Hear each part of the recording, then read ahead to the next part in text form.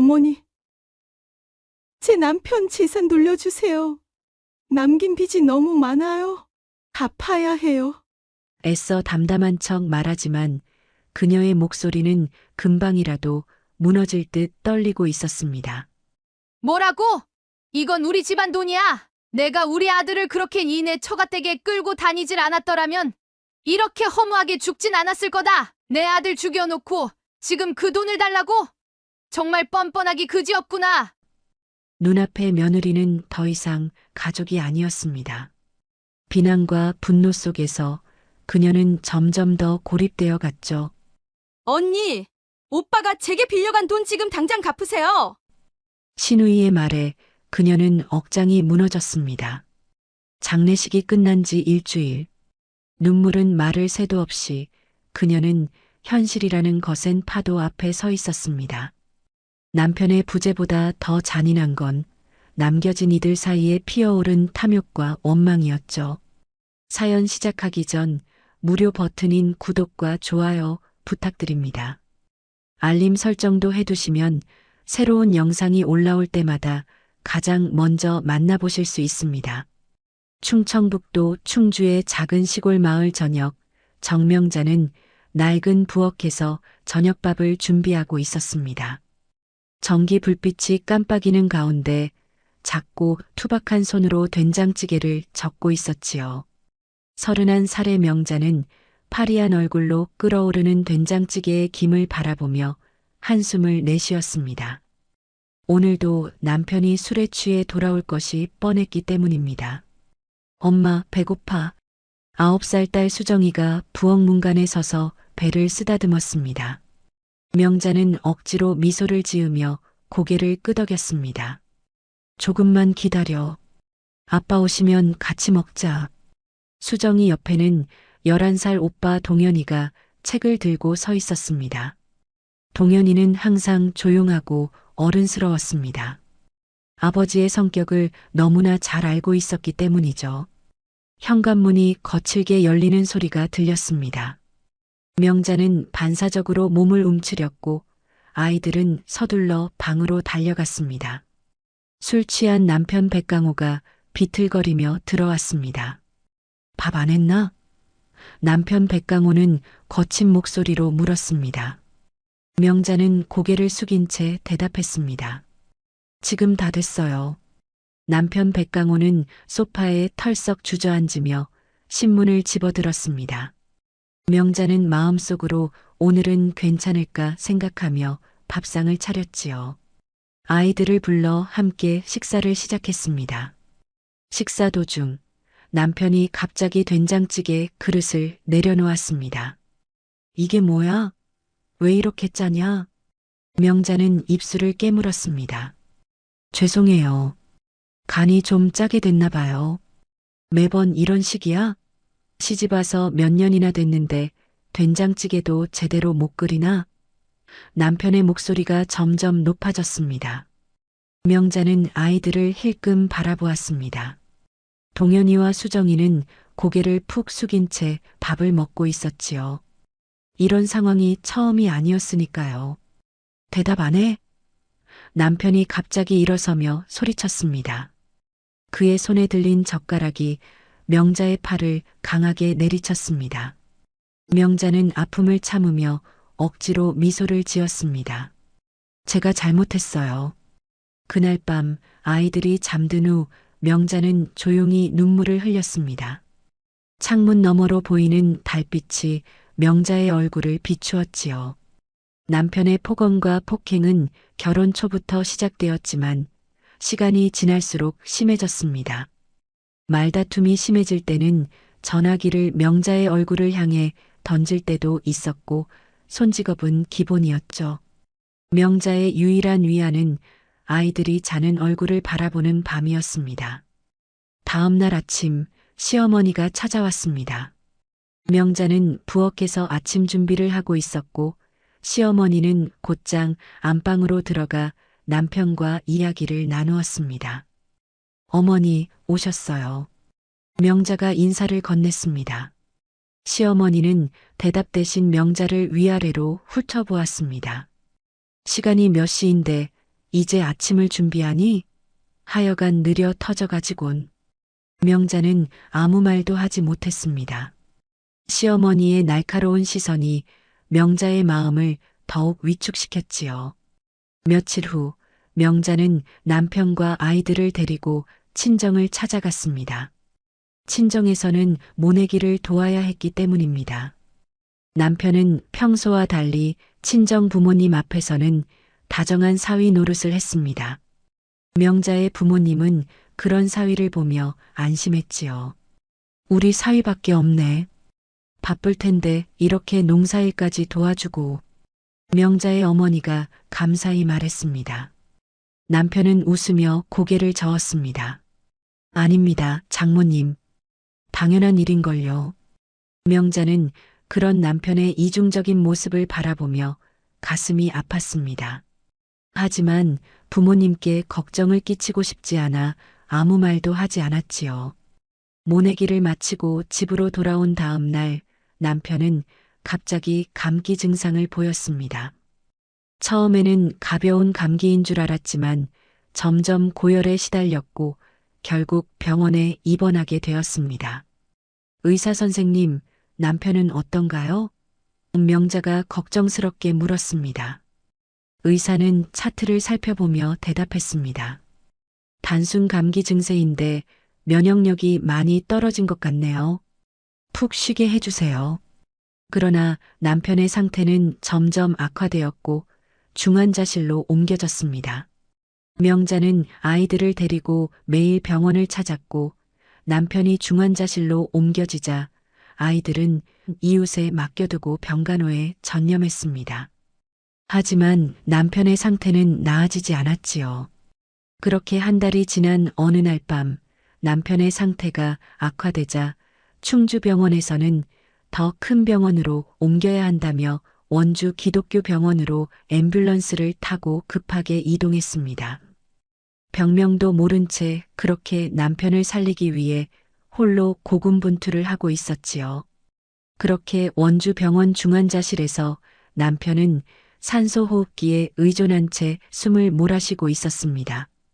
병실 안에서는 의사와 간호사들이 조심스럽게 상태를 살피고 있었지만 그들의 표정은 차갑고 굳어 있었습니다.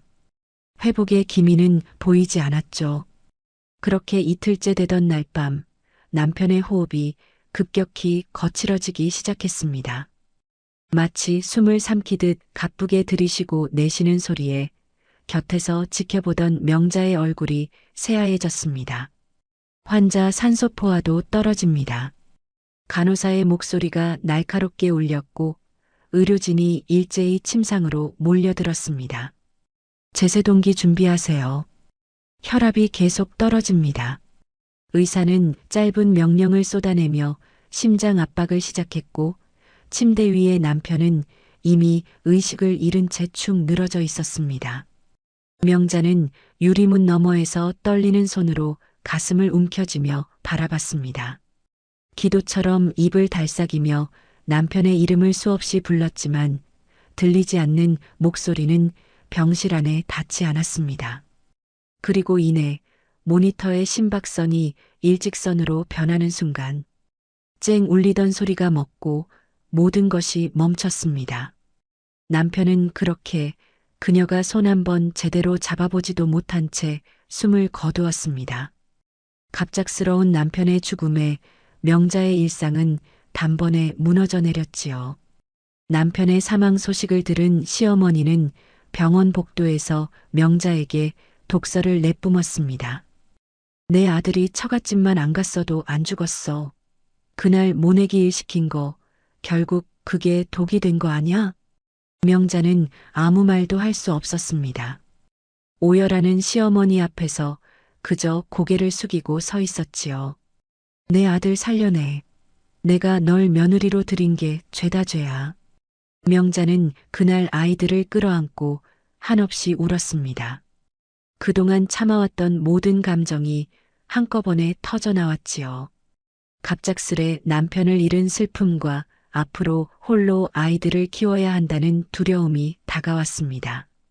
엄마, 울지 마.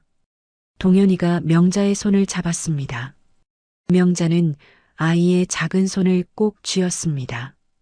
이제 그녀에게는 아이들밖에 없었으니까요.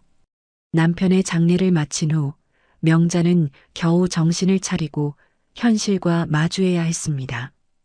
가장 먼저 해야 할 일은 남편 명의의 재산을 정리하는 것이었지요. 명자는 떨리는 손으로 남편의 통장과 재산 관련 서류들을 찾아보았습니다.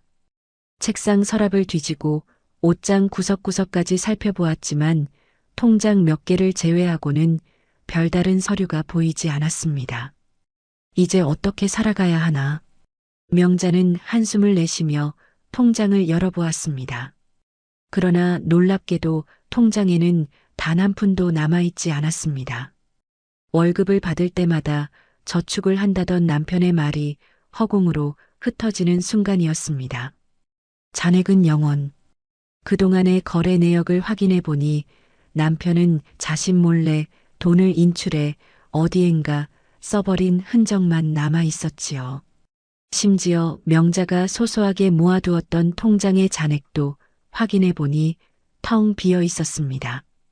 명자는 믿기지 않는 눈으로 통장을 다시 확인했습니다. 어떻게 이럴 수가. 이건 우리 아이들 학비로 모아둔 돈인데. 명자의 목소리가 떨렸습니다. 다음 날 아침 시누이 2명이 갑자기 찾아왔습니다. 동현이와 수정이는 학교에 간 상태였기에 명자는 혼자서 그들을 맞이했습니다. 시누이들의 표정이 심상치 않았습니다. 언니, 우리가 할 말이 있어요. 큰 시누이가 냉랭한 목소리로 말했습니다. 명자는 불안한 마음으로 시누이들을 거실로 안내했습니다. 무슨 일인지. 오빠가 우리한테 돈을 빌렸어요. 현금 1,000만 원씩이나. 장례식도 끝났으니 이제 갚아야죠. 작은 시누이가 명자의 눈을 똑바로 쳐다보며 말했습니다. 명자의 얼굴이 창백해졌습니다. 돈을 빌렸다고요? 저는 처음 듣는 얘긴데. 당연히 모르겠죠. 오빠가 언니 몰래 빌린 거니까요. 큰 시누이가 비아냥거렸습니다. 우리도 생활이 빠듯해요. 오빠가 금방 갚겠다고 했는데 이렇게 저세상 사람이 되었으니 언니가 갚아요. 명자는 손을 떨며 고개를 숙였습니다. 남편의 통장은 비어 있었고 이제 시누이들은 저도 모르는 빚을 독촉하고 있었지요. 도대체 어디서부터 손을 써야 할지 막막했습니다. 시간을 좀 주세요. 제가 알아보고. 명자가 간신히 말을 이었습니다. 지금 우리가 오빠가 빌리지도 않은 돈을 빌렸다고 거짓말한다고 생각하는 거예요? 시누이들이 흥분하더니 자리에서 일어났습니다. 당장 오빠 재산 정리되면 저희 돈부터 갚아요. 그렇게 말하고 그들은 문을 세게 닫고 나갔습니다. 명자는 하늘이 무너지는 것 같았습니다. 남편의 동생이라는 사람들이 남편이 죽자 아픔이 가시기도 전에 알지도 못하는 빚을 독촉하다니요. 그날 오후 상황은 더욱 악화되었습니다. 동네 주민들까지 하나둘 찾아와 남편이 빌린 돈을 돌려달라고 요구했지요. 1명, 2명, 매일 누군가가 찾아와 돈을 요구했습니다. 강호 씨가 돈 필요하다고 해서 빌려줬어요. 3달 전이었지. 이웃집 아주머니가 영수증처럼 보이는 종이 한 장을 내밀었습니다. 우리도 장사가 어려워서 그런데 강호 씨가 말한 날짜가 지났네요. 슈퍼 주인도 찾아와 말했습니다. 명자는 고개를 깊이 숙이며 사과했습니다. 정말 죄송합니다. 제가 알아보고 연락드리겠습니다. 그날 밤 명자는 부엌 바닥에 주저앉아 울음을 터뜨렸습니다. 남편은 빚더미만 남기고 떠나버렸고 명자는 이제 혼자서 2아이를 키우며 빚까지 갚아야 했습니다. 채무자라고 찾아오는 사람들이 진짜인지 가짜인지도 알 수 없었습니다. 갈 곳 없는 빚더미 앞에서 명자는 완전히 무너졌지요. 동현이가 물 한 잔을 들고 다가왔습니다. 엄마, 울지 마요. 제가 크면 돈 많이 벌어서 엄마 도와드릴게요. 명자는 아들의 어깨를 안으며 눈물을 참았습니다. 고마워, 우리 동현이. 다음 날 시동생 백승호가 찾아왔습니다. 명자의 시동생은 다른 가족들과 달리 조용하고 온화한 성격이었습니다. 형수님, 많이 힘드시죠? 백승호는 조심스러운 눈빛으로 말을 건넸습니다. 형님 차량이랑 남은 재산 정리는 제가 도와드릴게요. 남편의 갑작스러운 죽음 이후 명자는 복잡한 서류와 처리해야 할 일들에 지쳐 있었습니다. 그런 명자에게 시동생의 제안은 큰 위안처럼 느껴졌고 그녀는 망설임 없이 고개를 끄덕였습니다.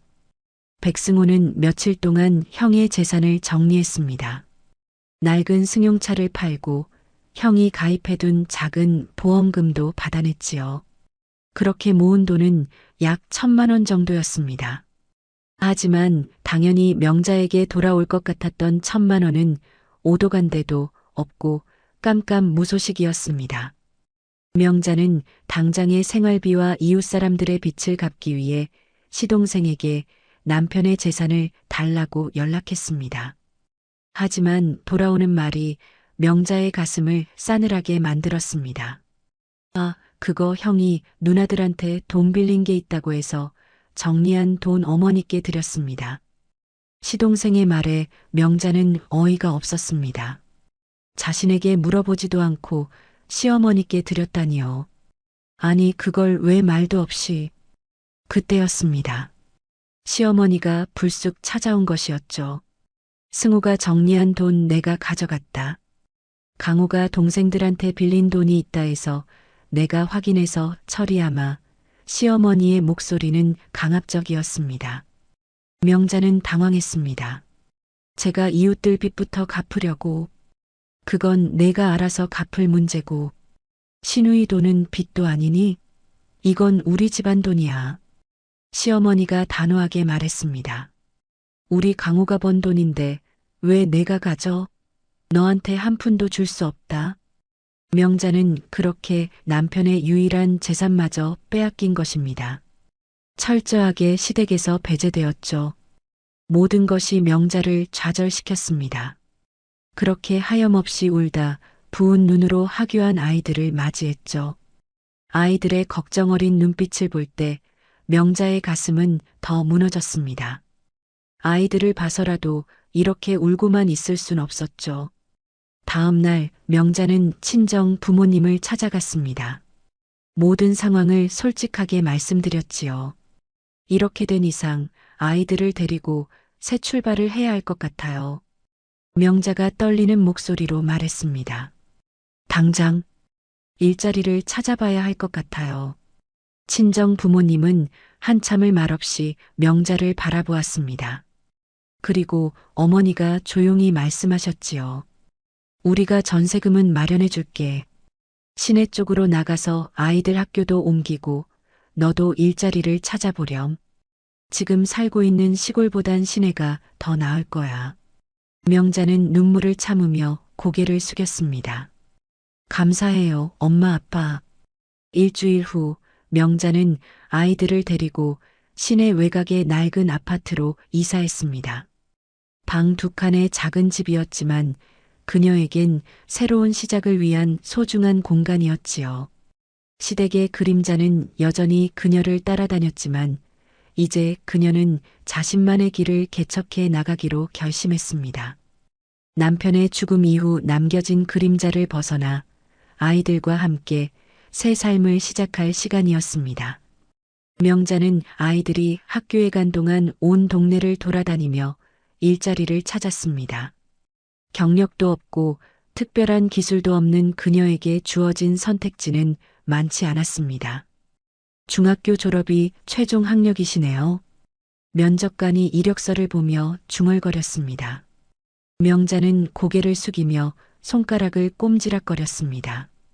가정 형편이 어려워 공부를 더 할 수 없었던 현실이 부끄러웠지요. 하루 종일 발품을 팔아 마침내 시내 변두리에 있는 전자부품 공장에 취직할 수 있었습니다. 단순 조립 작업이었지만 명자에게는 소중한 기회였습니다. 아침 일찍 출근해 저녁 늦게 퇴근하는 고된 일이었지만 아이들을 위해 명자는 기꺼이 감내했지요. 손이 작아서 세밀한 부품 조립을 잘하시네요. 공장장이 명자의 작업을 보며 칭찬했습니다. 명자는 쑥스러운 듯 미소 지었습니다. 처음으로 누군가에게 인정받는 기분이었지요. 첫 월급날 명자는 손에 물집이 가득한 채로 집에 돌아왔습니다. 하루 종일 작은 부품들을 만지작거리다 보니 손이 엉망이 되었지만 마음만은 가벼웠습니다. 드디어 자신의 힘으로 생활비를 마련했기 때문입니다. 동현아, 수정아, 명자가 아이들을 불렀습니다. 오늘은 특별한 날이니까 치킨 먹자.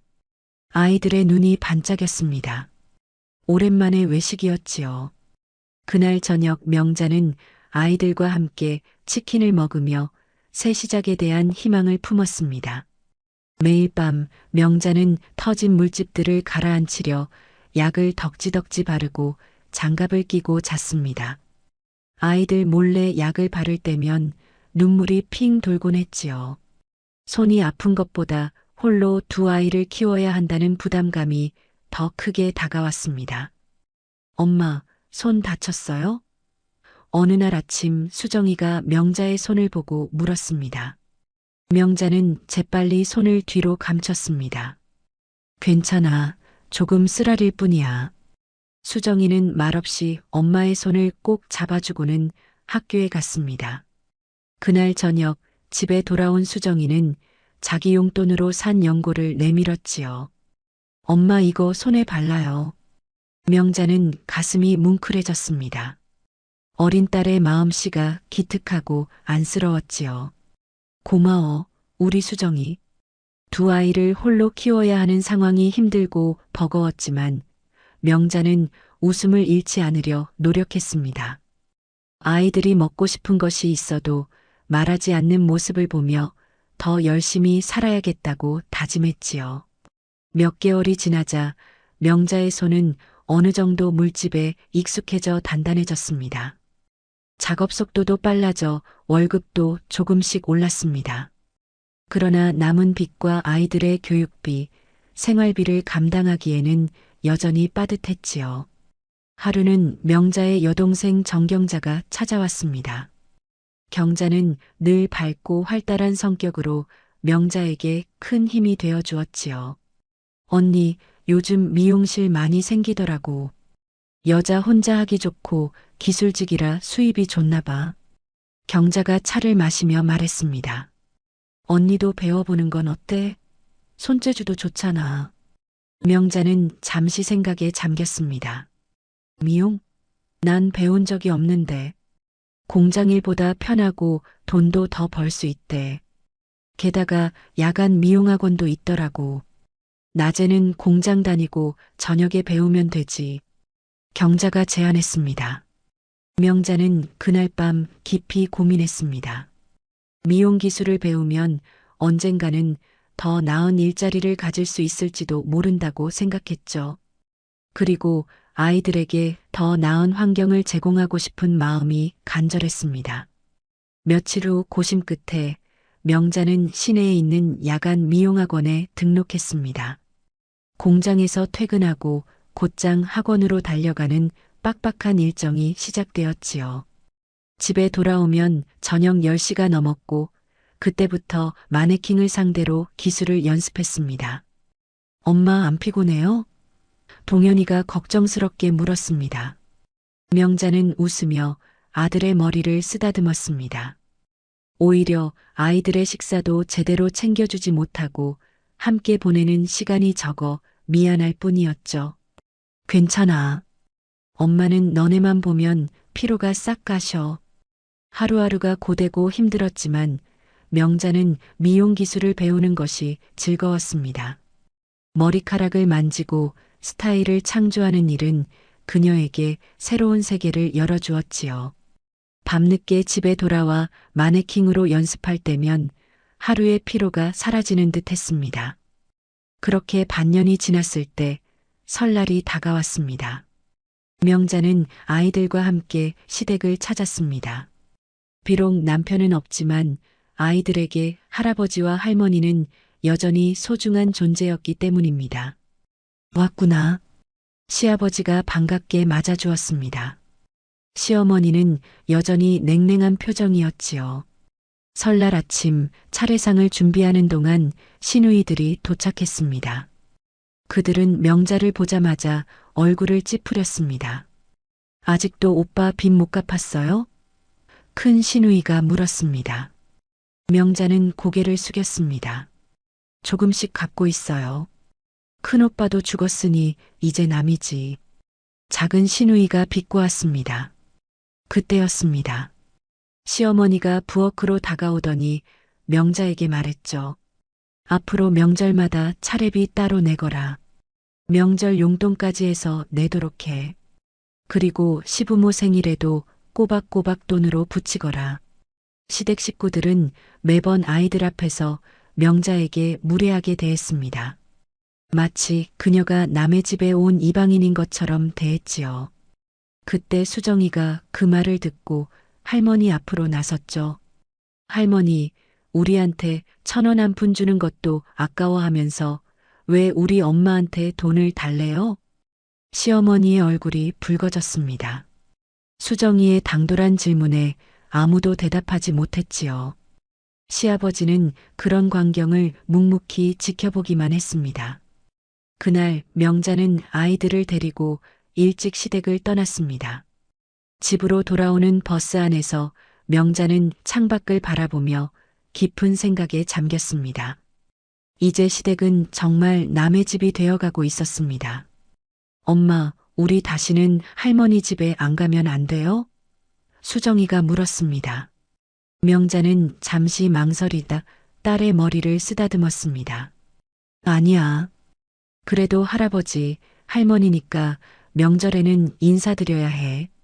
집에 돌아온 명자는 다시 일상으로 복귀했습니다. 낮에는 공장에서 일하고 밤에는 미용학원에 다니는 바쁜 나날이 계속되었지요. 하지만 그 과정에서 명자는 점점 더 강해지고 있었습니다. 날이 갈수록 명자의 손길은 더욱 섬세해졌고 미용 기술은 점점 향상되었습니다. 학원 강사도 명자의 재능을 알아보고 더 많은 기술을 가르쳐 주었지요. 그렇게 공장일과 함께 병행한 미용 공부가 드디어 결실을 맺었습니다. 명자는 밤낮으로 노력한 끝에 미용 자격증을 취득했습니다. 자격증을 받아든 그날 명자는 오랜만에 진심으로 웃었습니다. 이제 새로운 출발을 할 수 있다는 희망이 가슴에 가득 차올랐지요. 엄마, 축하해요. 동현이와 수정이가 소리쳤습니다. 아이들은 엄마를 위해 작은 케이크를 준비했습니다. 비록 초라한 케이크였지만 명자에게는 세상에서 가장 값진 선물이었지요. 고마워, 우리 아가들. 명자는 눈물을 참으며 아이들을 꼭 안았습니다. 앞으로 엄마가 더 좋은 엄마가 될게. 다음 날 명자는 오랫동안 일하던 공장을 퇴사했습니다. 공장장은 아쉬운 표정으로 명자의 손을 잡았습니다. 일 잘하시는데 정말 아쉽네요. 다른 곳에서도 잘 되실 겁니다. 공장장이 진심 어린 목소리로 말했습니다. 명자는 고개를 숙여 인사했습니다. 그동안 잘 챙겨주셔서 감사했습니다. 미용 자격증을 들고 명자는 시내의 여러 미용실을 돌아다녔습니다. 경험이 없어 처음에는 여러 곳에서 거절당했지만 마침내 동네에서 꽤 규모가 있는 뉴스타일 미용실에 스태프로 취직할 수 있었습니다. 경력은 없지만 열정이 있으신 것 같네요. 일단 기본적인 것부터 배워보세요. 원장이 명자를 바라보며 말했습니다. 미용실 일은 공장에서 일하던 것과는 완전히 달랐습니다. 사람들과 대화하고 그들의 요구를 파악하며 창의적인 작업을 해야 했지요. 처음에는 손님들의 머리를 감기는 일부터 시작했습니다. 명자는 성실하게 일했고 원장의 가르침을 하나하나 놓치지 않으려 노력했습니다. 그러나 미용실 스태프로 받는 월급은 공장 시절보다 턱없이 부족했습니다. 기본급과 약간의 팁으로는 아들의 학습지 비용과 피아노에 재능이 있던 딸 아이의 학원비를 감당하기 어려웠지요. 수정아, 미안해. 어느 날 저녁 명자는 딸에게 말해야 했습니다. 피아노 학원을 잠시 쉬어야 할 것 같아. 수정이는 잠시 슬픈 표정을 지었다가 이내 밝게 웃었습니다. 괜찮아요, 엄마. 저 이제부터 오빠 학습지로 공부할래요. 명자의 가슴이 아팠습니다. 아이에게 해줄 수 없는 형편에 미안함을 느꼈지요. 하지만 수정이는 오히려 엄마를 위로하며 오빠가 배운 학습지를 물려받아 공부했습니다. 그렇게 좋은 성적을 받아오는 자식들을 보며 명자는 결심했습니다. 남들이 해주는 것만큼 부족함 없이 아이들을 키워야겠다고요. 미용실에서 일한 지 반년이 지났을 무렵 명자의 솜씨가 점점 좋아졌습니다. 이제는 간단한 커트와 드라이를 맡게 되었고 손님들의 반응도 좋았지요. 이분이 머리를 잘하셔서 항상 이분한테 부탁해요. 단골 손님이 다른 손님에게 명자를 소개했습니다. 명자의 손길을 좋아하는 손님이 늘어나기 시작했고 미용실의 매출도 조금씩 늘어났습니다. 원장은 그런 명자의 모습을 유심히 지켜보았습니다. 어느 날 퇴근 시간 원장이 명자를 사무실로 불렀습니다. 명자 씨, 요즘 손님들 반응이 좋던데요. 원장이 웃으며 말했습니다. 실력이 많이 늘었어요. 명자는 부끄러움에 고개를 숙였습니다. 아직 배울 게 많습니다. 혹시 가게 열어볼 생각 없어요? 원장의 질문에 명자는 놀라 고개를 들었습니다. 요즘 정부에서 자영업자 지원 프로그램이 있더라고요. 명자 씨 같은 분에게 딱이에요. 명자는 입을 다물지 못했습니다. 자신의 미용실을 여는 것은 꿈에서나 생각해 본 일이었지요. 제가 어떻게... 명자가 더듬거렸습니다. 원장은 따뜻한 미소를 지었습니다. 한번 도전해봐요. 명자 씨는 성실하고 손재주도 있어요. 잘할 수 있을 거예요. 마음 같아선 명자 씨를 우리 가게에서 평생 붙잡고 싶지만 여기에서 펼치기엔 너무 아까워요. 알고 보니 원장도 어릴 적 홀어머니 밑에서 자랐다고 했습니다. 명자의 상황을 누구보다 잘 이해하고 있었지요. 그래서 명자의 형편을 알고 도움을 주고 싶어 했던 것입니다. 우선 정부 지원 프로그램 신청서부터 작성해봐요. 제가 도와줄게요. 원장이 말했습니다. 그날 이후 명자는 원장의 도움을 받아 창업 준비를 시작했습니다. 낮에는 미용실에서 일하고 저녁에는 창업 관련 서류를 작성하고 계획을 세웠지요. 아이들도 엄마의 꿈을 응원했습니다. 엄마, 우리 미용실 이름은 뭐로 할 거예요? 수정이가 호기심 어린 눈으로 물었습니다. 명자는 잠시 생각에 잠겼습니다. 명예연은 어떨까? 와, 좋아요. 수정이가 박수를 쳤습니다. 한자로 밝을 명자죠? 뜻이 좋아서 기억하기도 쉬워요. 마침내 정부 지원 프로그램에 선정되었다는 소식을 받았습니다. 초기 자본금과 함께 창업 교육까지 지원받을 수 있게 된 것입니다. 명자는 기쁨의 눈물을 흘렸습니다. 드디어 꿈을 이룰 수 있게 된 것이지요. 명자가 퇴사할 때 원장은 그녀의 마지막 월급을 두둑하게 챙겨주었습니다. 그것은 단순한 월급이 아니라 명자의 새로운 삶을 응원하는 마음이 담긴 선물이었습니다. 명자 씨가 잘 되길 바랄게요. 언제든 도움이 필요하면 연락하세요. 원장이 명자의 손을 꼭 잡으며 말했습니다. 명자는 감사의 인사를 전하고 미용실을 나섰습니다. 이제 그녀만의 새로운 도전이 시작되는 순간이었습니다. 몇 달 후 명자는 시내의 10평 남짓 작은 상가 건물에 명예여 미용실을 열었습니다. 비록 작고 소박한 공간이었지만 명자에게는 꿈이 실현된 장소였습니다. 개업 첫날 동현이와 수정이는 학교를 마치자마자 엄마의 가게로 달려왔습니다. 우와, 진짜 예뻐요. 수정이가 미용실 내부를 둘러보며 탄성을 질렀습니다. 명자는 행복한 미소를 지었습니다. 오랜 시간 고된 노력 끝에 드디어 자신만의 공간을 갖게 된 것입니다. 처음에는 손님이 많지 않았습니다. 하루에 한두 명 오면 다행이었지요. 그러나 명자는 포기하지 않고 정성을 다해 손님을 대했습니다. 그녀의 따뜻한 마음과 섬세한 손길이 소문이 나기 시작했고 점점 단골 손님이 늘어났습니다. 정 원장님이 해주신 파마가 정말 오래가요. 머리도 안 상하고요. 손님들이 칭찬했습니다. 시간이 지날수록 명예여의 단골 손님은 늘어났고 생활비 마련에도 여유가 생겼습니다. 이제 명자는 아이들이 좋아하는 치킨도 마음껏 사주고 삼겹살 외식도 할 수 있게 되었습니다. 적어도 아이들이 먹고 싶은 것을 사줄 수 있는 엄마가 되어 있었지요. 그렇게 평범한 일상을 보내던 어느 날 시어머니와 시누이들이 미용실에 찾아왔습니다.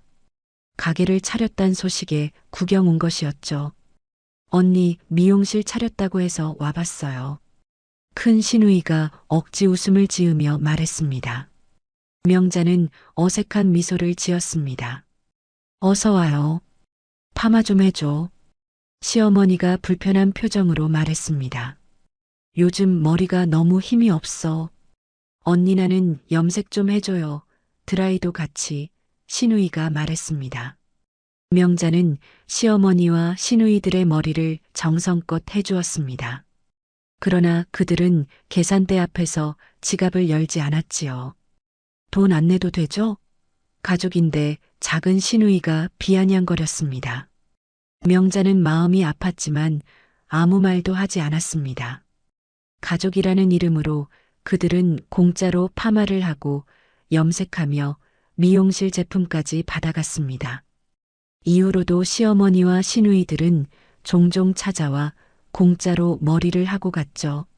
명자는 처음에는 참았지만 그들의 요구가 점점 많아졌을 때 견디기 힘들었습니다. 어느 날 보험을 하는 큰 시누이가 찾아와 보험을 들라고 강요했습니다. 요즘은 사업하는 사람들 다 보험 들어요. 만약을 대비해서 시누이가 말했습니다. 명자는 고개를 끄덕였습니다. 아, 네. 그리고 보험금 수령자는 어머니 이름으로 해줘요. 시누이가 덧붙였습니다. 명자는 그 말에 고개를 들었습니다. 제 보험인데 왜 어머니 이름으로? 아니, 너무 이기적이네. 어머니가 그동안 큰아들 잃고 며느리라고 손주들이라고 얼마나 챙겼어요? 이 정도도 못 해줘요? 시누이가 불만스러운 표정으로 말했습니다. 명자는 그 순간 깨달았습니다. 그들은 결코 명자를 가족으로 생각하지 않았습니다. 그저 이용할 수 있는 대상일 뿐이었지요. 명자는 점점 그들의 요구를 참지 못하고 거리를 두기 시작했습니다. 죄송합니다. 아이들을 키우느라 여유가 없어요. 그리고 아직 보험 들 필요성도 못 느끼고요. 명자가 조심스럽게 말했습니다. 시누이는 불만스러운 표정을 지었지만 명자는 더 이상 물러서지 않았습니다. 이제 그녀는 자신의 삶을 스스로 개척해 나가는 당당한 사업가였으니까요. 과거의 상처에서 벗어나 새롭게 물들어가는 삶의 여정이 시작되고 있었습니다. 그렇게 시댁과 거리를 두고 얼마 지나지 않았을 때였습니다. 어느 늦은 저녁 명자의 전화기가 울렸습니다. 화면에 시동생이라는 이름이 떠 있었습니다. 명자는 의아한 마음으로 전화를 받았습니다. 형수님, 어머니가 뇌출혈로 쓰러지셨습니다. 시동생 승호의 떨리는 목소리가 들려왔습니다. 지금 응급실에 계세요. 명자는 순간 숨이 멎는 것 같았습니다. 비록 그동안 시어머니와의 관계가 좋지 않았지만 아이들의 할머니였고 남편의 어머니였기에 걱정이 되었습니다. 지금 바로 가볼게요. 명자는 급히 아이들에게 상황을 설명하고 병원으로 달려갔습니다. 병원 응급실에 도착하자 시누이들과 시동생이 복도에서 초조한 표정으로 서 있었습니다. 시아버지는 의사와 이야기를 나누고 있었지요. 어떻게 된 거예요?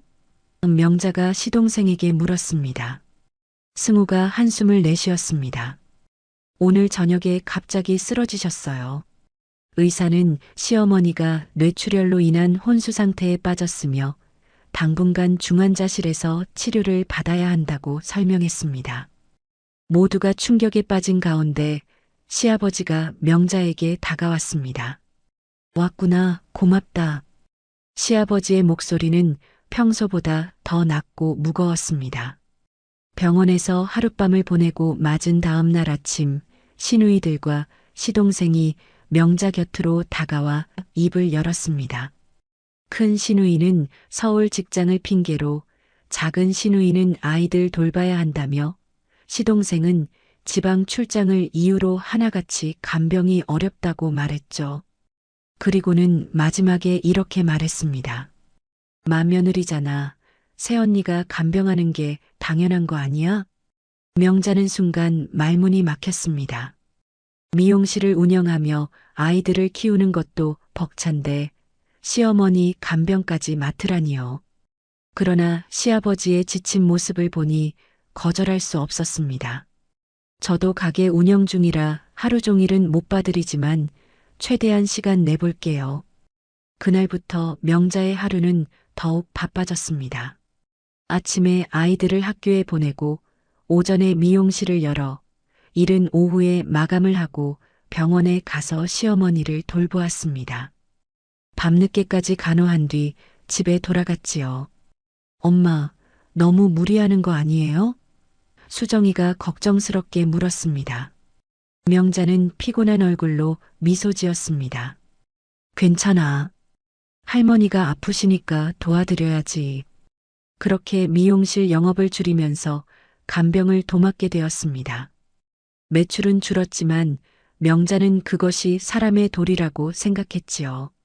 시누이와 시동생은 약속대로 간병비를 보태주겠다더니 한 달이 지나도록 아무런 소식이 없었습니다.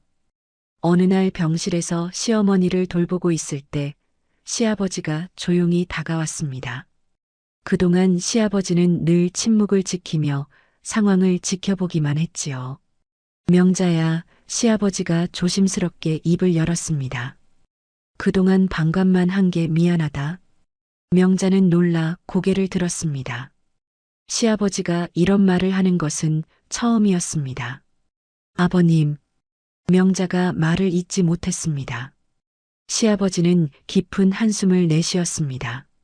내가 강호 살아있을 때도 그렇고 죽고 나서도 너한테 제대로 된 말 한마디 해주지 못했구나. 미안하다. 명자의 눈시울이 붉어졌습니다.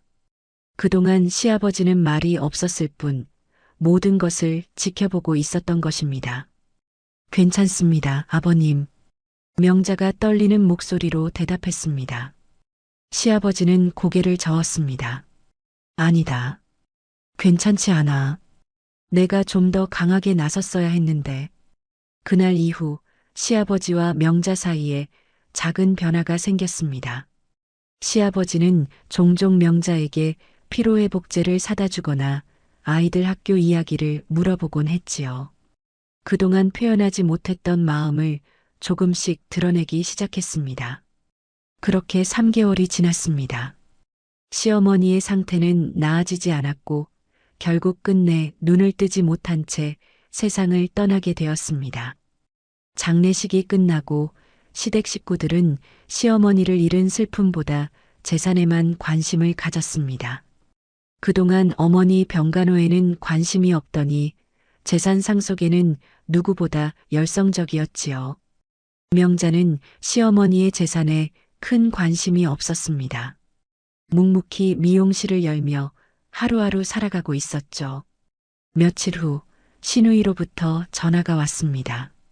언니, 내일 시댁에 언니 도장 좀 가져와요. 서류에 도장 좀 찍어줘야 해요. 신우이가 말했습니다. 명자는 의아했습니다. 어떤 서류인데요? 그냥 와서 도장만 찍으면 돼요. 언니는 무식해서 뭐 써 있는지도 모를 텐데. 신우이의 말에 명자는 마음이 상했습니다. 명자는 다음날 시댁으로 향했죠. 도착하자 신우이들과 시동생이 서류를 들고 기다리고 있었습니다.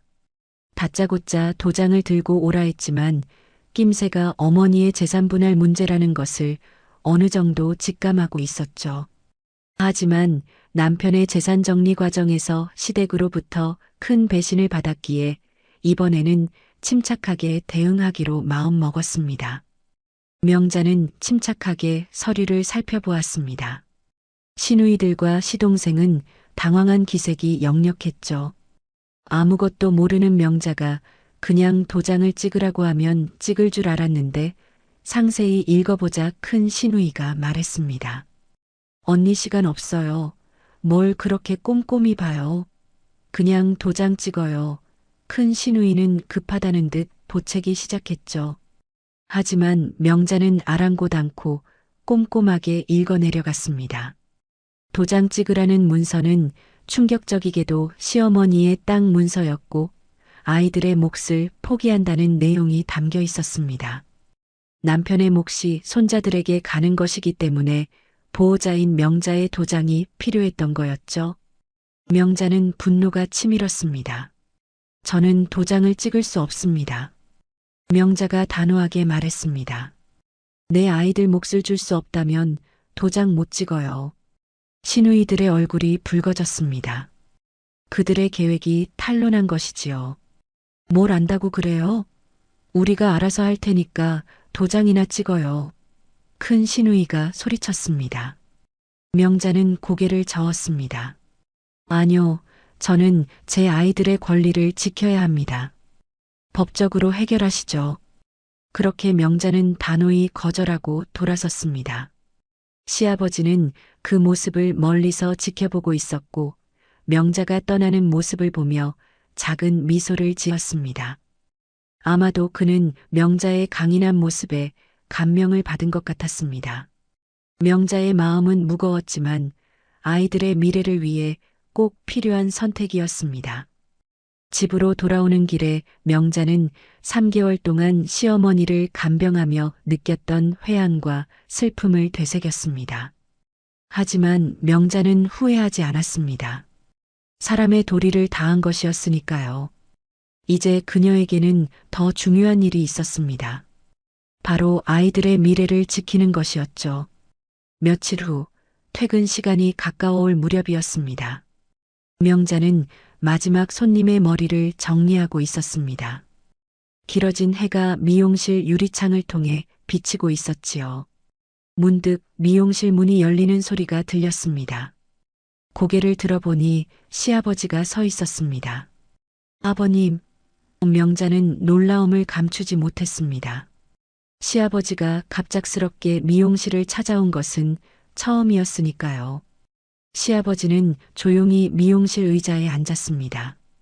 명자는 서둘러 손님의 머리를 마무리하고 계산을 도왔습니다. 손님이 떠나자 시아버지가 말을 꺼냈습니다. 장사는 잘 되니? 시아버지의 목소리는 부드러웠습니다. 명자는 차를 준비하며 대답했습니다. 네, 단골 손님들이 많이 늘었어요. 시아버지는 차를 한 모금 마시고 조심스럽게 말을 이어갔습니다. 명자야, 나를 믿고 땅 문서에 도장을 찍어주겠니? 명자는 순간 얼어붙었습니다.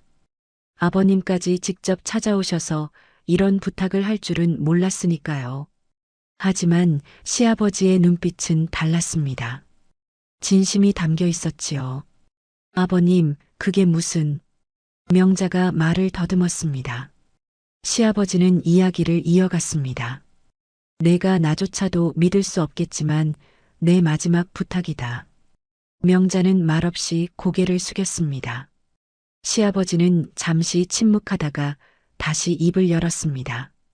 부탁이다. 나를 믿고 땅 문서에 도장을 찍어다오. 명자는 잠시 망설였습니다.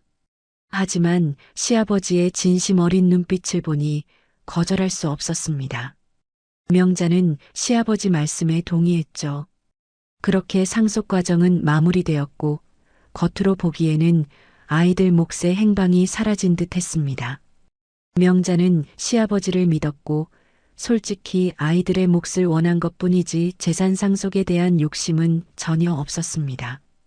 그래서 아이들의 몫에 대해 물어보지 않고 지내왔죠.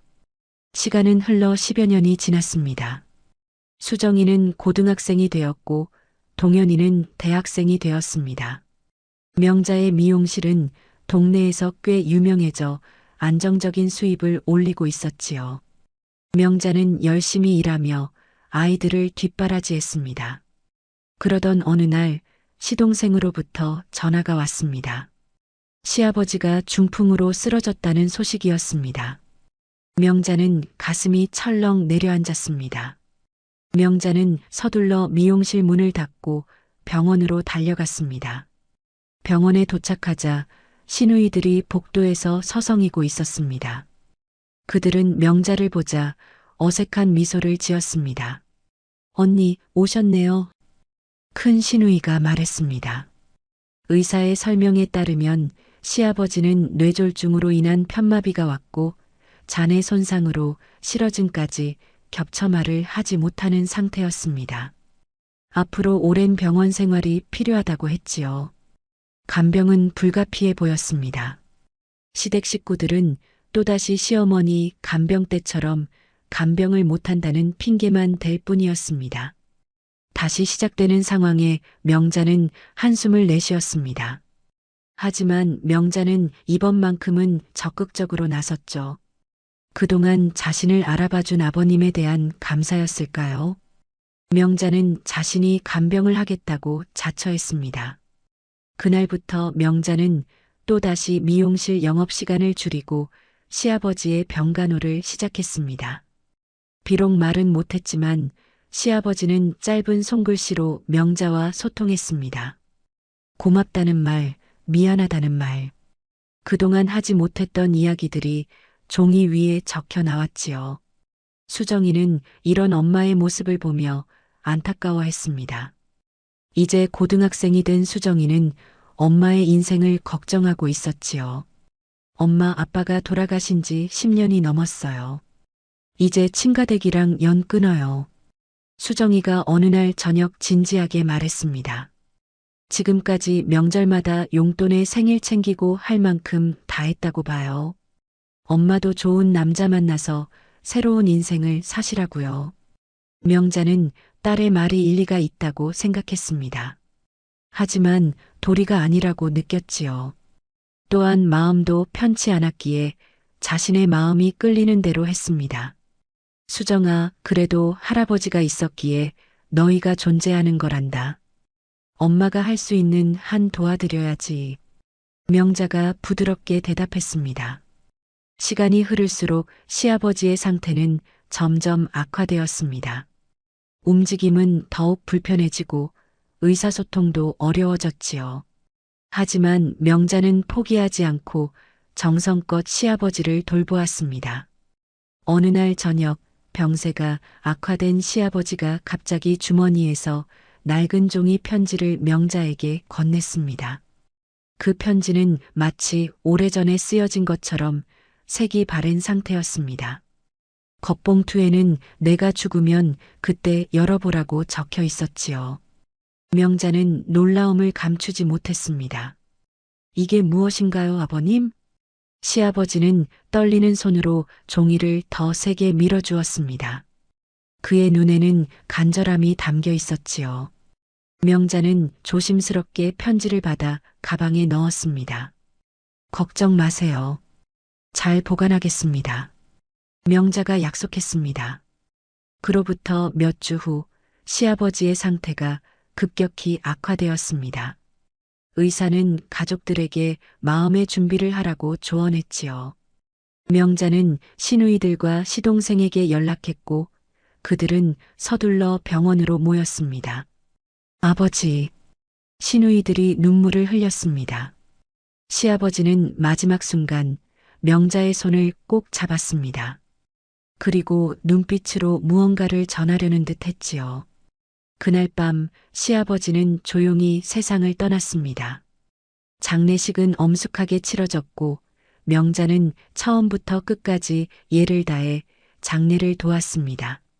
시누이들과 시동생은 명자의 성실함에 감사의 말을 전했지만 장례가 끝나자마자 각자의 삶으로 돌아갔습니다. 장례식을 마치고 집으로 돌아온 명자는 시아버지가 준 편지가 생각났습니다. 이제 열어볼 때가 된 것이지요. 명자는 떨리는 손으로 봉투를 열었습니다. 편지 안에는 낡은 종이 한 장이 들어 있었습니다. 시아버지의 깨끗한 글씨체로 쓰여진 편지였습니다. 명자는 심호흡을 하고 편지를 읽기 시작했습니다. 명자에게 이 편지를 읽고 있다면 나는 이미 세상을 떠났을 것이다. 먼저 가슴 깊이 미안하다는 말을 전하고 싶구나. 큰아들의 죽음과 우리 가족들의 괴롭힘으로 힘들어했을 며느리에게 위로 한번 제대로 해주지 못하고 침묵 속에 살았던 나를 용서해 주렴. 강호가 살아있을 때 그가 내게 상처 준 모든 순간을 나는 알고 있었다. 밤마다 울고 있는 내 모습을 안방에서 듣고도 나서지 못했던 내 무력함이 지금도 가슴을 찢는구나.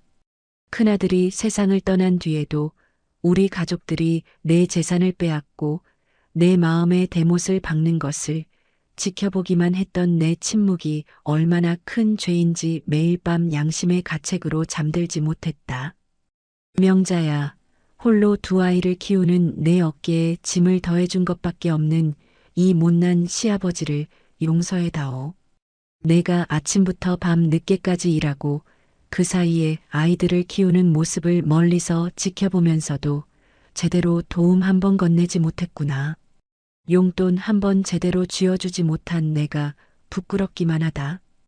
그리고 내 어머니가 쓰러졌을 때 모두가 등을 돌리고 피했지만 너만은 없는 시간도 만들어 밤낮으로 간병해 주었지. 그때 내 지친 얼굴을 보며 내 마음이 얼마나 아팠는지 모른다. 내 아내를 마지막까지 내가 돌봐준 그 마음, 그 정성을 나는 영원히 잊지 못할 것이다. 그리고 이렇게 늙고 병든 나까지 끝까지 돌봐준 내 마음씨, 그 따뜻함이 내 마지막 날들을 빛나게 해주었다. 내가 말 한마디 못하고 누워있을 때도 매일 내 이불을 정리해주고 내 얼굴을 닦아주고 내게 책을 읽어주던 내 모습에 나는 매일 눈물을 삼켰단다. 사실 나는 오랫동안 준비해왔다. 큰아들이 떠난 후 나는 몰래 재산을 모으고 불려왔지. 그것은 모두 너와 내 손주들을 위한 것이었다. 다른 자식들 모르게 조용히 준비한 내 마음의 선물이란다. 내가 이렇게 너에게 따로 준비한 이유는 내 자식들이 절대로 그냥 너에게 재산 분할을 할 리가 없기 때문이야. 강호 때도 그렇고 아내 때도 그렇고 내 자식들이지만 적어도 내게 평생 괴롭힘을 줄 사람들이란 걸 나는 안다. 내가 이렇게 자식들을 키운 게 마음이 씁쓸하구나. 강호의 무덤 비석 옆에 작은 상자를 숨겨두었다. 그곳에 가서 상자를 찾아 서울 서초구 대법원 맞은편에 있는 박영재 변호사 사무실을 찾아가거라. 그가 모든 것을 설명해 줄 것이다. 명자야, 내가 우리 가문의 며느리로 온 것은 나에게 복이었다. 내가 처자이를 출산한 날 나는 얼마나 기뻤는지 모른다. 내 시어머니도 많이 좋아했지. 내 시어머니가 그렇게 모질게 대한 것에는 내 잘못이 크다. 내가 사업만 망하지 않았어도 아내와 자식들이 돈에 집착은 없었을 거라 생각해. 이제 와서 내게 용서를 구하는 건 아니란다. 적어도 내가 그 아픔을 간직하며 살지 않기를 바란다. 동현이와 수정이에게도 내 사랑을 전해다오. 할아버지가 너희를 얼마나 자랑스러워했는지, 얼마나 사랑했는지 꼭 말해주렴. 마지막으로 정말 고맙다. 내 며느리여서. 이제 행복한 날들만 내게 있기를 진심으로 기도한다. 영원히 감사하며 시아버지가. 명자는 편지를 다 읽고 무릎을 꿇은 채 오열했습니다. 그동안 아무도 알아주지 않았던 자신의 고통과 노력을 시아버지는 모두 보고 있었던 것입니다. 침묵 속에서도 자신을 지켜보고 사랑하고 감사했다는 그 마음이 명자의 깊은 상처를 어루만져 주는 것 같았습니다. 오랜 시간 쌓여있던 서러움이 한순간에 녹아내리는 듯 했습니다. 다음 날 아침 명자는 일찍 일어나 남편의 무덤을 찾아갔습니다.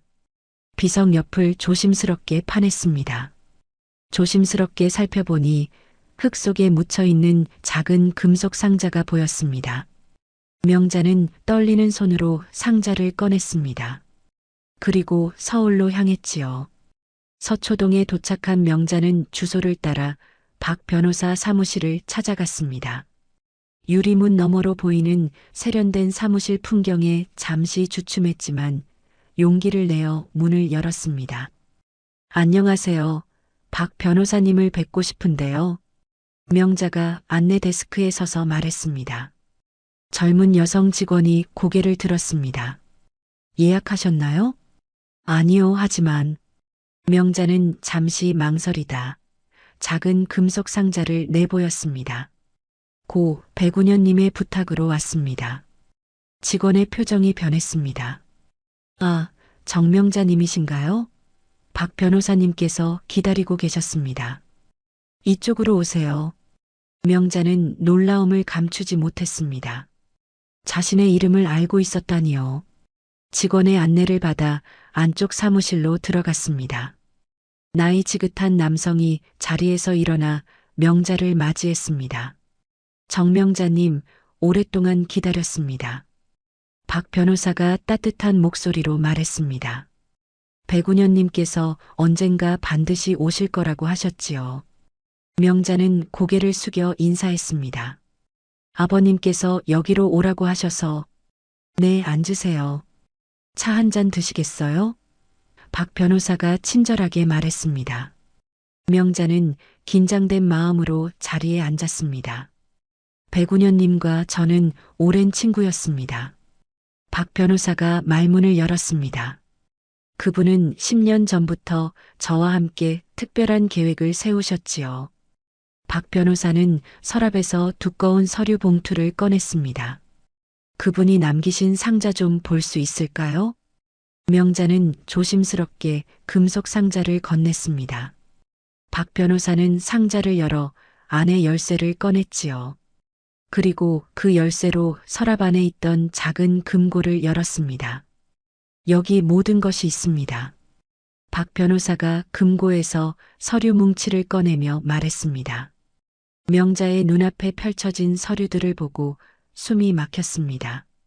그 속에는 명자와 두 자녀 명의의 부동산 서류들이 들어 있었습니다.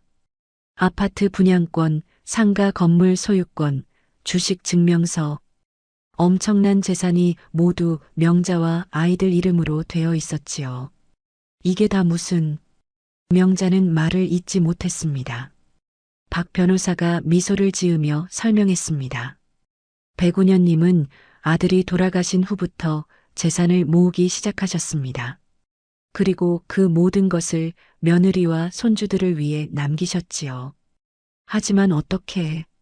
명자의 목소리가 떨렸습니다. 그분은 재산을 철저하게 숨기셨습니다. 다른 가족들 모르게 말이지요. 박 변호사가 계속 설명했습니다. 저와 함께 부동산에 투자하고 사업체를 운영하며 재산을 불려오셨습니다. 그리고 모든 것을 명자님과 아이들 명의로 해두셨지요. 명자의 눈에서 눈물이 흘러내렸습니다. 시아버지가 몰래 이런 준비를 하고 있었다니 상상도 못했습니다. 이 모든 재산을 합치면 박 변호사가 잠시 계산기를 두드렸습니다. 현재 시세로 약 100억 원 정도 됩니다. 명자는 그 자리에서 숨이 멎는 것 같았습니다. 100억 원이라니. 그동안 아이들을 키우느라 허리가 휘는 줄 모르고 일했던 그녀에게는 상상도 할 수 없는 금액이었습니다. 그리고 백운현님께서 꼭 전해달라고 하신 말씀이 있습니다. 박 변호사가 진지한 표정으로 말을 이었습니다. 이 사실은 누구에게도 말하지 말라고 하셨습니다. 특히 다른 가족들에게요. 백운현님은 늘 며느리분을 자랑스러워 하셨습니다. 박 변호사가 명자의 어깨를 토닥이며 말했습니다. 당신이 얼마나 강인하고 따뜻한 사람인지 늘 이야기하셨지요. 그 말을 들은 순간 명자는 참았던 감정이 폭발하며 오열했습니다. 그 자리에서 무릎을 꿇고 울음을 터뜨렸지요. 그동안의 모든 고통과 서러움, 그리고 참았던 눈물이 한꺼번에 쏟아져 나왔습니다. 명자는 한참을 울고 나서야 진정할 수 있었습니다. 시아버지의 깊은 사랑과 배려에 가슴이 뭉클했습니다. 그동안 침묵 속에서 자신을 지켜봐 주었다는 그 마음이 더욱 소중하게 느껴졌지요. 이제 어떻게 해야 할까요? 명자가 눈물을 닦으며 물었습니다. 박 변호사는 따뜻한 미소를 지었습니다. 모든 재산은 이미 명자님과 아이들 명의로 되어 있습니다. 필요한 서류도 다 준비되어 있고요. 이제 그 재산을 어떻게 활용할지는 명자님의 선택입니다. 명자는 자신에게 주어진 엄청난 기회와 책임감에 잠시 압도되었습니다. 하지만 곧 마음을 다잡았지요. 시아버지가 자신을 믿고 맡긴 것이니 그 믿음에 보답해야 했습니다. 감사합니다, 변호사님. 명자가 고개를 숙여 인사했습니다. 아버님의 뜻을 잘 받들겠습니다. 그날 저녁 명자는 집으로 돌아오는 버스 안에서 많은 생각을 했습니다. 이제 그녀와 아이들의 삶은 완전히 달라질 것입니다. 하지만 명자는 한 가지 결심을 했습니다. 절대로 과거의 상처에 사로잡히지 않고 새로운 삶을 시작하겠다고요. 그날 밤 명자는 오랜만에 편안한 마음으로 잠에 들었습니다. 시아버지가 비석 아래 묻어둔 것은 단순한 재산이 아니었습니다. 그것은 진심과 사랑, 그리고 새로운 시작을 위한 희망이었지요. 명자는 그 진심을 온전히 받아들이며 미래를 향해 나아갈 준비를 했습니다. 다음 날 아침 명자는 일찍 일어나 미용실로 향했습니다. 이제 그녀의 미래는 달라질 것이지만 여전히 일상은 계속되어야 했습니다. 미용실에 도착한 명자는 잠시 간판을 올려다보았습니다. 명예요. 그녀의 이름을 딴 이 작은 공간이 앞으로 더 큰 의미를 가지게 될 것이라는 예감이 들었지요. 앞으로 이 공간을 통해 더 많은 사람들에게 도움을 줄 수 있을 거야. 명자는 마음속으로 다짐했습니다. 그렇게 명자의 새로운 인생이 시작되었습니다. 시아버지가 비석 아래 묻어둔 100억의 진심은 이제 명자의 손에서 더 큰 사랑으로 피어날 준비를 하고 있었습니다. 초여름의 싱그러운 아침, 명자는 확장 공사를 마친 새로운 미용실 앞에 서 있었습니다. 간판에는 여전히 명예어라고 쓰여 있었지만 그 아래에는 작은 글씨로 사회적 기업이라는 문구가 추가되어 있었지요. 시아버지가 남긴 재산으로 명자는 미용실을 큰 규모로 확장했고 경제적으로 어려운 아이들에게 무료로 미용 기술을 가르치는 공간으로 탈바꿈시켰습니다. 명자는 복지시설을 찾아가 노인들의 머리를 손질해주는 봉사활동, 한부모 가정 아이들을 위한 장학재단도 설립했습니다. 그녀가 겪었던 고난을 이해하기에 같은 상황에 처한 이들을 돕고 싶었지요. 시아버지가 돌아가신 후 명자는 시댁과의 연을 끊고 지냈습니다. 시누이들과 시동생은 재산 분할 문제로 서로 다투다가 연락이 끊겼다고 했지요. 약속대로 시아버지의 유산에 대해 비밀을 지켰습니다. 그렇게 몇 년이 흘러 지역 신문사에서 명자의 미용실을 취재했고 명혜연은 사회적 기업의 성공 사례로 유명해졌습니다. 그러던 중 미용실에 뜻밖의 손님이 찾아왔습니다. 신우이였지요. 허름한 옷차림에 피곤한 얼굴이었습니다. 신우이는 남편의 폭행으로 이혼했고 받았던 재산은 남편이 탕진해서 모두 날렸다고 했습니다. 다른 형제들과도 아버지 재산 다툼으로 연락을 끊고 지냈다는 것이었지요. 혹시 저도 일할 수 있을까요? 신우이가 망설이며 물었습니다. 명자는 잠시 침묵했습니다. 과거에 자신을 괴롭혔던 신우이를 돕는 것이 쉬운 결정은 아니었지만 복수보다 용서를 택하고 싶었습니다. 밥은 먹고 살아야죠. 내일 아침 9시까지 명예여 샵으로 오세요. 지각하면 감봉할 거예요. 그날 오후 어여쁜 아가씨가 된 수정이가 창밖을 보며 물었습니다. 엄마, 왜 받아줬어? 명자는 대답했습니다. 그 사람도 나처럼 누군가 한 사람의 손길이 필요했을 거야. 창밖 담벼락 아래 피어난 하얀 찔레꽃을 바라보며 명자는 속으로 중얼거렸습니다. 아버님, 저 잘 살아가고 있어요. 그리고 이젠 정말 괜찮은 계절 속에 있습니다. 가게 유리창에 반사된 명자의 얼굴에는 평온한 미소가 어려 있었습니다. 남편의 비석 아래 묻혀 있던 것은 단순한 재산이 아니라 진정한 사랑과 믿음의 메시지였고 그 메시지는 이제 명자를 통해 다른 이들에게도 전해지고 있었습니다. 오늘의 이야기 어떠셨나요? 무료인 구독과 알람 설정 잊지 마시고 여러분의 따뜻한 댓글 하나가 정말 큰 힘이 됩니다. 함께 해주셔서 진심으로 감사드립니다. 사연만사였습니다.